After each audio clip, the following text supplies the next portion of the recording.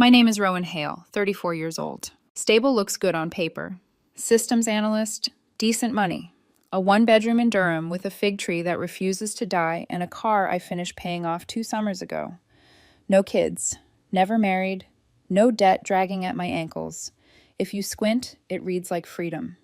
In my family, though, it reads like obligation, like a blank check waiting for the right sob story.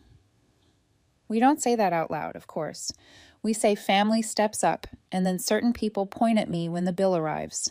The text came on a Tuesday, brash as a salesman shoulder tapping you at the gas pump. From Dennis, my older brother, collector of half-finished jobs and fully finished excuses. No greeting, no, how are you? Just, cover my son's college. Dorm plus laptop plus meal plan $15,000. Need it before December ends. I smiled at the math symbol, like the problem would solve itself if he dressed it up. I typed back, not happening, and waited for the storm that didn't arrive. Silence for 3 days is its own kind of weather. News travels stupidly fast in small ecosystems. A friend of mine, Jenna, works at the same gym my dad goes to. She texted me after a morning shift. Overheard your dad laughing with Dennis by the water fountain. Dennis said, "Don't worry, after Christmas dinner, she'll pay." Dad nodded like a foreman approving a delivery. That's her role. The words hung in my chest all afternoon, heavy as wet wool. My role. There it was, printed without ink. I was the family's walking wallet with a polite face. I didn't reply to anyone. I opened a different window instead, the one where decisions live. Credit card portal first. I removed Dennis as an authorized user with 2 clicks and a confirmation email that felt like a breath finally exhaled. Insurance next. The Camry he'd been driving under my policy, because rates are better with you, sis, vanished from my plan with a hold music crescendo and a scripted apology I didn't need. Grace period ends January 1st. The agent said brightly, as if she were inviting me to a party. I jotted the date in my notes. I don't keep a diary. I keep a ledger. Screenshots of transfers, rent I've floated, the AC unit I replaced at my parents' last summer, a tally of I owe you texts that never turned into repayment. I title the folder Justifications, not for a courtroom, for my future self, so I won't forget what actually happened when someone starts revising the scene. December spun toward its inevitable dinner, all pine candles and unearned cheer. I said yes to the invite, offered to bring dessert, bought a tin of buttery cookies from the nice shop downtown because the small things should still be good. The house smelled like garlic and old carpet. Dennis was unusually buoyant, tossing jokes like small change and clapping Caleb, his 18-year-old, on the shoulder as if he'd built the boy with his bare hands. Caleb hugged me at the door, his chin higher than the last time I saw him, eyes tired but still kind. He doesn't lean on me. He doesn't need to. That's probably why I like him. We gathered at the table. Mom poured discount wine into cloudy stemware and declared it festive. Dad raised his glass. To family. He added, after the pause he uses to turn a toast into a judgment, to generosity. Candles threw lazy light across the gravy boat. A cousin I barely tolerate angled her phone like she was framing a candid and not a receipt. Amanda, Dennis's wife, smoothed her daughter's hair and didn't meet my eyes. About Caleb, Dennis said, leaning back like a man about to receive a performance bonus he hadn't earned. His voice turned solemn on the name, as if the weight of fatherhood had suddenly found him at the head of the table. We just want what's best for him. So do I wanted to say, which is why I won't sponsor your refusal to grow up. I set my fork down and pulled an envelope from my bag. Heavy, cream, neat. He opened it quick, a magician who believes every hat contains a rabbit. His brows dipped. He unfolded the single sheet of paper and read, lips flattening. This year, I'm giving gifts only to those who don't expect them. I'm also reclaiming what's mine. The car, the card, the control. Merry Christmas. He laughed first, a bark with no humor. What the hell is this? Mom looked from him to me, her face arranged in a puzzle she had no intention of solving. Dad's jaw tightened, hand white around his glass. I stayed seated. Your access to my card ended last week, I said. Your insurance coverage ends in 6 days. Caleb can still go to college. You can figure it out like every other parent. The room changed shape. Sound sharpened. The squeal of a chair leg, the whisper of someone's sleeve. Dennis stood so fast his napkin fell like a surrender flag. "You've always done this," he snapped. "Held money over our heads like you're better than us." "I've always paid this bill you slid under the door," I said, still calm. "Those are different things." He looked to Dad, a flicker, the same tick he's had since we were kids, and he needed a backup chorus. Dad didn't speak. Mom did, her voice soft and lethal as a fillet knife. "Rowan," she said, scolding a child in a supermarket aisle, "don't make a scene." There's a strange peace that settles when you decide not to audition for a role you never accepted. I folded my hands in my lap. I missed scene. "I'm not making a scene, Mom. I'm changing a pattern." Across the table, Caleb watched me like the end of a movie he didn't want spoiled. His gaze slid to his father and back again. Something in it made my chest hurt. Glenn, our stepdad, cleared his throat with the theatricality of a man who has never read a room. "It's Christmas," he said, as if the calendar itself were a moral argument. "And I'm giving a gift," I said. "It just isn't the one you rehearsed." Amanda made a small sound that could have been shock or a laugh she didn't finish. A cousin's phone hovered again, then dropped. I saw the screen, the tiny red light, wondered absently which version of me would appear on her story before morning. Dad finally spoke, each word a nail. "After everything we've done for you," he said. I stared at the tablecloth, white with a faint gravy stain nobody had bothered to rinse, and thought about the gym fountain, the nod, that sentence. That's her role. I pressed my napkin flat with one finger, then set it on my plate. "Dinner was lovely," I said, and meant only the cookies. Outside, night pressed its nose to the windows. Inside, heat and disapproval gathered in corners. I didn't apologize. I didn't escalate. I stood, thanked my mother for cooking, kissed Caleb on the forehead because he didn't flinch when I reached for him, and left my envelope for Dennis like a mirror he could avoid looking in for a while. Back home, I put the uneaten cookies on my counter and opened the laptop that knows me better than most people. The credit card portal winked awake and showed me what I already knew. No authorized users.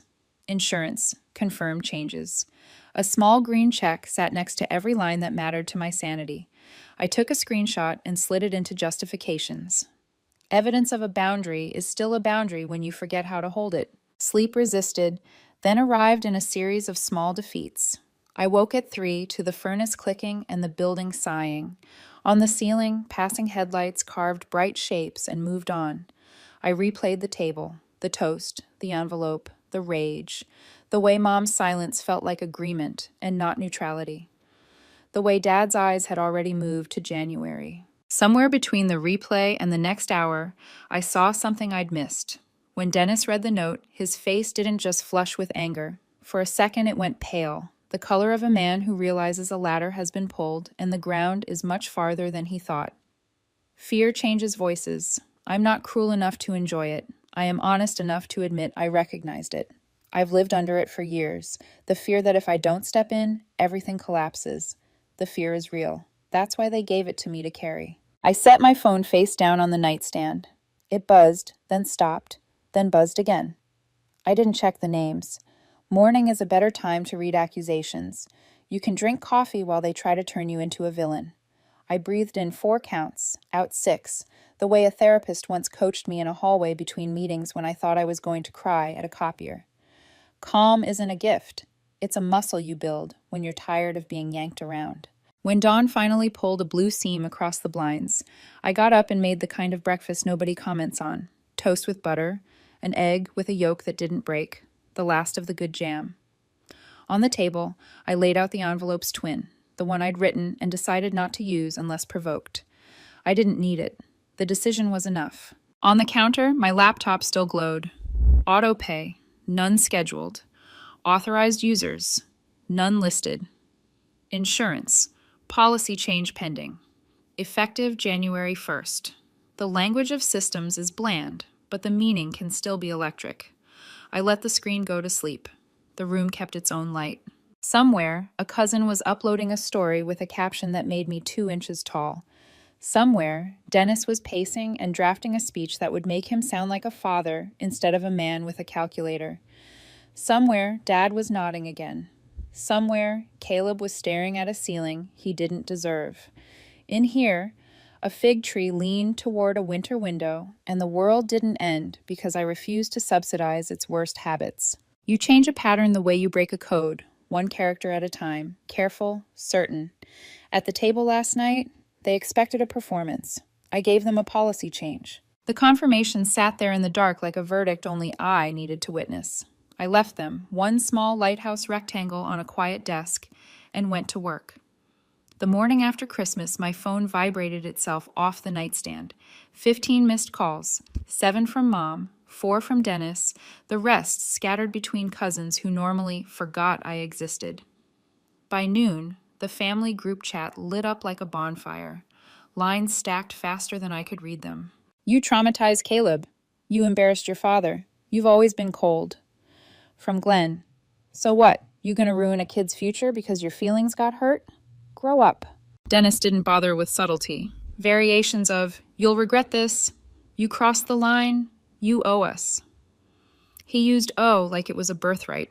My dad, not one message, which somehow felt worse. By evening, the circle widened. A cousin posted on Facebook. It's always the ones with no family of their own who try to ruin everyone else's.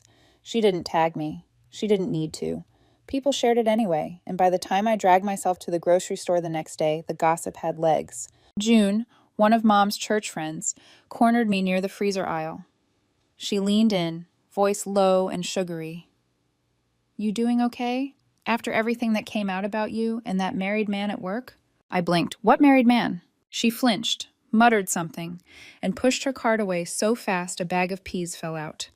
By the time I made it to my car, I knew. It wasn't enough for them to paint me selfish. They had to paint me dirty. That night, I opened the justifications folder, dragged in screenshots of the chat, and added a new tab to the spreadsheet I'd been keeping for 6 months. Every loan to Dennis, every rent check I covered for my parents, every time I paid for groceries or utilities without being asked, because no one else would. The total blinked back at me, $47,312. I didn't print it to demand repayment. I printed it to remind myself why I was done.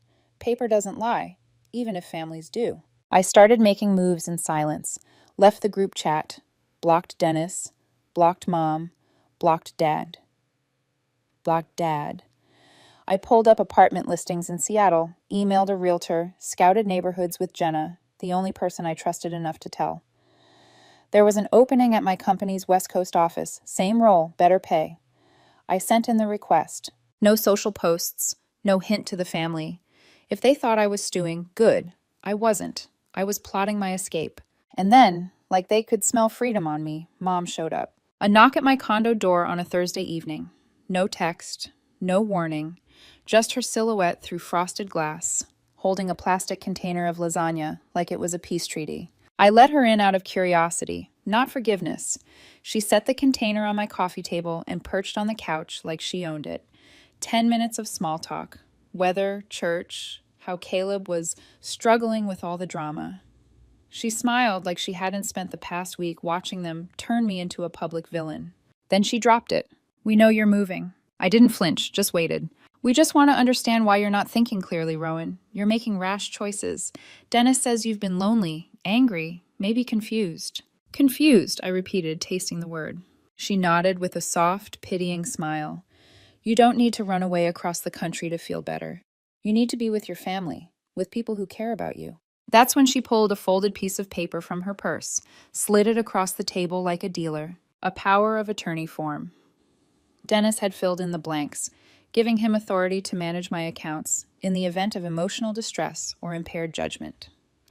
The description section used words like erratic behavior, financial hostility, abandonment of familial duties. And there at the bottom, my father's shaky signature as witness. The air left my lungs. You've got to be kidding me. Mom's voice sharpened. We just want to protect you before you do something you can't take back. Protect me, I said, by taking my money before I can move it. Her mouth tightened. Dennis is just trying to help. No, Dennis is trying to own me. I stood, pointed at the door. Leave now, before I call the police. For a moment she hesitated, eyes narrowing, like she was weighing whether I meant it. Then she gathered her purse, muttered something about me being ungrateful, and left. As soon as the latch clicked, I shredded the form into confetti, dropped it into the trash, and sat on the floor, staring at the pieces. My family hadn't just tried to guilt me anymore. They'd tried to trap me. That night, I didn't sleep. Every creak in the building felt like footsteps outside my door. So I accelerated everything. The next morning, I confirmed the transfer with HR, booked a one-way ticket, paid 3 months up front to break my lease, hired movers, scheduled my car for shipment instead of driving it cross-country. I even adjusted my flight to leave 3 days earlier than anyone could guess. But paranoia doesn't ask for permission. That Friday, a sedan I didn't recognize parked across from my condo, stayed an hour, left. Saturday, another car, different plates, same model. Then, 2 days before my movers were scheduled, someone tried to get into my building using my name. The front desk stopped him. He claimed he was my brother. Dennis. I filed a restraining order the next morning. My lawyer warned it might not stick, but it was a start. The night before my flight, I packed only what I could carry in 2 suitcases. Everything else would follow later. I stood in the quiet condo, lasagna still untouched on the counter, and realized they weren't just afraid of losing me. They were afraid of losing their ATM. At 4 a.m., the cab pulled up. I wheeled my suitcases down the hall, locked the door behind me, and didn't look back. By the time the sun rose over the tarmac, I was already buckled in, phone set to airplane mode. 2 time zones away, my family still thought I was 3 days from leaving. And for once, they were wrong. Seattle greeted me with gray skies and the smell of wet pavement. The taxi ride from the airport was quiet, the kind of silence that makes you realize how much noise you've been carrying. My new one-bedroom sat just outside the city, a modest complex with trimmed hedges and a view of power lines that cut the sky into pieces. For the first time in my adult life, I unlocked a door, knowing no one else had a copy of the key. The first morning was strange. No buzzing phone, no group chat dings, no passive-aggressive requests disguised as checking in. Just the hum of the refrigerator and the drip of a leaky faucet. I made coffee, drank it hot, and almost cried from the sheer ordinary peace of it. But peace, when you've never had it, can feel like a setup. I told myself I was free. Then the shadows followed me. A week into the move, HR called me in. Anonymous complaint. Someone had reported through the ethics hotline that I had fled North Carolina because of an affair with a married manager, that I'd created a hostile environment and transferred before an internal investigation could finish. I didn't need to guess who planted it. The wording was almost a carbon copy of the Facebook gossip that had sprouted weeks earlier. The investigation took 2 weeks. 2 weeks of interviews, of explaining that no, there was no affair, no scandal, no running from anything except a family that wanted to own me. 2 weeks of side glances from colleagues who didn't know me yet, who might have believed the whispers even when HR eventually cleared me. After they closed the file, my manager gave me a kind smile, but the damage was done. A rumor leaves fingerprints long after the crime scene is dusted. I started therapy. Jenna, my one trusted friend, urged me not to wait. The therapist was blunt. Your family assigned you the role of caretaker, of provider, and when you stopped playing, they called it betrayal. She leaned forward. You're not confused, Rowan. You're just uncast. That feels like chaos, but it's freedom. I wanted to believe her, but then came the letter. Forwarded from my old address, no return name. I unfolded it at my new kitchen table. My father's handwriting sprawled across the page, shaky but deliberate. The family has decided you are no longer welcome. You've broken our trust. You abandoned Caleb. You embarrassed us with your unstable behavior. Do not return. You are no longer one of us. I read it once, twice, until the words blurred.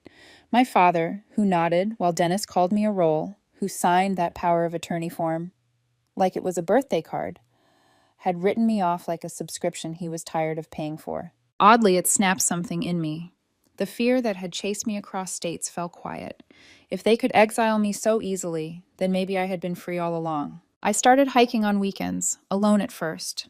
Trails damp with pine needles, gulls crying overhead, the city skyline peeking through evergreens. Each step felt like proof I could carry my own weight without dragging theirs.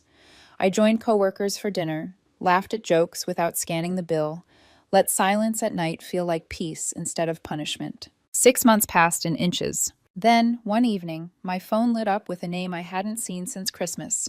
Caleb. The message was short. They want to see you, just for a few days. They said they're sorry. I stared at it until the screen dimmed. I typed back, "Is this you, or are they telling you to say that?" His reply came almost instantly. It's me. They asked, but I wouldn't send it if I didn't mean it.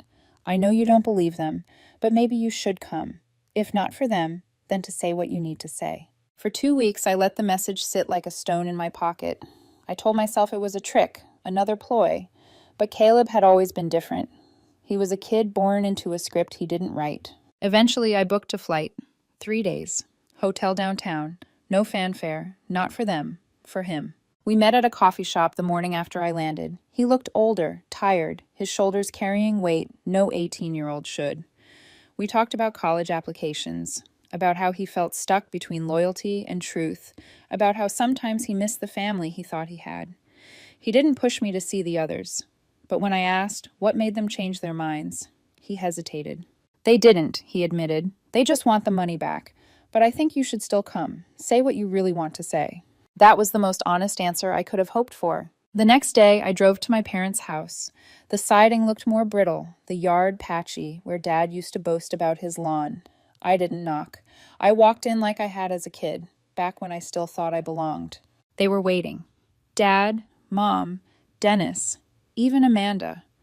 Caleb leaned against the hallway wall, arms crossed, watching. No one spoke for a long moment. Then Dennis stood, folder in hand, like he was chairing a meeting. Thanks for coming, he said. Dad cleared his throat. We've had time to reflect. Things got out of hand. Mom added quickly, families fight, but we can fix this. I looked at Caleb. His face told me nothing. Dennis slid the folder across the table. I opened it. The title at the top read, Voluntary Family Contribution Agreement. Inside, a breakdown of specific amounts, annual contributions to Caleb's education, to family emergencies, to household support. A minimum of $22,000 per year. I looked at each of them in turn. Their faces were steady. They thought this was reconciliation. I closed the folder, slid it back, and asked only one question. Caleb, did you know about this? He shook his head. I swear I didn't. I stood, smoothed my jacket, and walked out without another word. Behind me, the silence finally cracked. Dennis sputtering, Mom calling my name, Dad muttering something about respect. But I was already in the car, already heading back to the hotel, already booking an earlier flight on my phone. That night, before sleep, my phone buzzed one more time, a text from Dennis. Nice seeing you. Don't worry. I'll tell everyone what really happened between you and that VP in Seattle. Bet they'd love to hear it. I blocked him. I didn't cry on the plane the next morning. I didn't feel anything until I landed, until I opened my laptop, until I uploaded every piece of evidence I'd been saving for months. The power of attorney, the smear complaints, my father's exile letter, and now, the contribution contract. I typed one sentence to my lawyer. I want nothing tying me to them ever again. The reply from my lawyer came back in less than an hour. Understood. Proceeding with comprehensive protections and notices. The words looked sterile on the screen, but they landed like a gavel. I closed the laptop and let the silence of my Seattle apartment seep into me. For once, silence wasn't punishment. It was protection. I spent the next week gathering every scrap of evidence I'd saved. Screenshots of texts, the fake power of attorney Dennis tried to slip through Mom, the anonymous HR complaint that nearly sank me at work, the letter where Dad disowned me. And now the glossy folder of their so-called voluntary family contribution agreement. Each one, a stone in the wall I was building between myself and them. Jenna came by that weekend with takeout and 2 bottles of wine. She sat on my couch while I spread the papers across the coffee table. It's like they were building a case, she muttered, flipping through the stack. They were, I said, against me, against my right to not bankroll their lives. She studied me for a long moment. So now you're building your own. Exactly. It wasn't vengeance. It wasn't even justice. It was insurance. Proof for the day I might start doubting my own memory, when their voices in my head would tell me I was exaggerating. Paper doesn't gaslight you. Work helped me steady myself. The HR complaint had fizzled out, but I doubled down anyway. Projects finished early. Clients happy. By March, my manager called me into his office. Promotion, he said simply, sliding a folder across his desk. New responsibilities, higher pay, a team of my own. I signed the papers with hands that didn't shake. The irony hit me later that night. While my family had been plotting how to siphon money from me, the company I'd moved across the country for was handing me more. Not because I was blood, not because I owed them, but because I'd earned it. I started dating, cautiously. A man named Eli, quiet, kind, with a way of listening that didn't feel like surveillance. I told him the whole story early: Christmas, the contract, the smear campaigns. I braced for the look, the pity, or disbelief. He just nodded and said, "That sounds exhausting. No wonder you left." And then he asked if I wanted to split dessert. That was it. No judgment, just a fork. For the first time, intimacy didn't feel like a negotiation. But even as life began to take shape, the echoes lingered. Some nights, I'd wake to the phantom buzz of my phone, expecting another barrage of threats. Some mornings, I'd scroll too far and see an old cousin's post about loyalty and feel my throat close. Trauma doesn't vanish. It dulls, like a bruise you stop pressing. So I turned discipline into armor. Weekly therapy. Evening walks by the sound, the skyline fractured in water. I bought a small safe, locked the evidence folder inside. A ritual, paper stacked neatly, sealed, shut away. Not forgotten, just contained. 6 months later, Dennis broke the silence with one last attempt, an email, short, smug. "Hope you're enjoying Seattle. Guess what? Caleb's tuition bill just came in. Still waiting on that check." I didn't reply. I didn't need to. My lawyer did. 3 sentences that might as well have been engraved. Cease contact. Any further attempts will be treated as harassment. This matter is closed. The silence that followed was different this time. Not heavy, not ominous, just gone. I celebrated by walking into a jewelry store and buying myself a pair of earrings. Not pawn shop pearls, not costume metal, something in between. Sterling hoops, simple, solid. They weren't about fashion. They were about ownership. My father's last gift had been twisted into a weapon against me. These were mine, chosen for no one else's approval. One evening, as I clicked off the lamp on my desk, I realized the balance had shifted. Before, boundaries had felt like battle lines, something I had to defend daily. Now, they felt like infrastructure, quiet, reliable, built into the foundation of my life. I wasn't waiting for them to break in. I was living in a house they couldn't touch. Late summer arrived with an email I almost ignored. The sender address looked unfamiliar, but the subject line read simply, "It's Caleb." My finger hovered over delete before curiosity won. The message was long. He wrote that Dennis had finally been forced to get a real job once my money dried up, that Mom had gotten sick earlier in the year. Not terminal, but enough to shake the illusion of invincibility. He said the house felt different now, heavier, quieter. Then, at the end, "I think they're ready to admit they treated you horribly. They asked me to reach out. They want you to come back, just for a few days. Not to fix anything, just to say they're sorry." I stared at the screen until the words blurred. My family had never apologized. They didn't say sorry. They said, "You misunderstood." They said, "Family fights." They said, "Don't make a scene," but never sorry. 2 days later, another letter arrived. This one handwritten, the shaky loops of Mom's script instantly familiar. She admitted she'd believed Dennis because it was easier than admitting how badly they'd used me. She confessed she let me become the strong one because it spared her from facing her own weakness. And at the end, "You were the strong one, Rowan. That's why we used you. I hate that it took losing you to see it." For the first time in a long time, I didn't feel angry. I felt tired, but something in me softened. 2 weeks later, I booked a flight back to North Carolina. I didn't tell anyone except Caleb. I stayed at a hotel near downtown, didn't share my room number. When I pulled up to the old house, the siding looked duller, the yard unkempt. Caleb opened the door. He didn't smile, didn't hug, just nodded and stepped aside. Inside, it was heavier than I remembered. Not cleaner, not warmer, just weighted with years of things unspoken. Dennis sat in the living room, eyes bloodshot but steady. Amanda hovered near him, silent. Mom shuffled in from the kitchen, smaller than I'd ever seen her. Dad sat in his recliner, hands folded like he was preparing for confession. No one spoke. Then Dennis broke the silence. "You were right, about all of it." His voice cracked. No qualifiers, no excuses, just that. Mom's eyes filled, and she whispered, "I'm sorry for letting it happen, for not stopping it." I didn't rush to answer, I just listened. Later, Dad pulled me aside near the hallway. His voice was gravel. You don't owe us anything, but we owe you the truth. I'm sorry. I stayed 3 days. There were no contracts, no requests for checks, no sudden pivots back to guilt. Conversation was clumsy, but it was real. At night, I lay in the hotel bed staring at the ceiling, wondering if this counted as healing or just a temporary ceasefire. On the last evening, Caleb walked me to the car. I hope you come back again, he said quietly. But even if you don't, I'm glad you came this time. I drove to the hotel in silence. For the first time since Christmas, I cried. Not out of rage, not out of grief, just release. Back in Seattle, I let the distance grow again. Phone calls here and there, letters from Caleb, honest and simple. I never rejoined the group chat, never gave them my bank routing number. Boundaries held. And one night, sitting by my window while the rain tapped against the glass, I realized something I hadn't expected. I didn't need them to be different.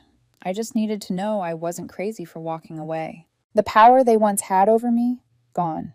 The spreadsheet I'd built with every dollar spent, every receipt saved, archived, not erased. Proof for a past I no longer lived in. The lamp beside me glowed on a timer, steady and warm. Not because I was the one keeping the lights on for everyone else, because I'd finally learned to keep them on for myself. For the first time in my life, I wasn't chasing peace. I was living it.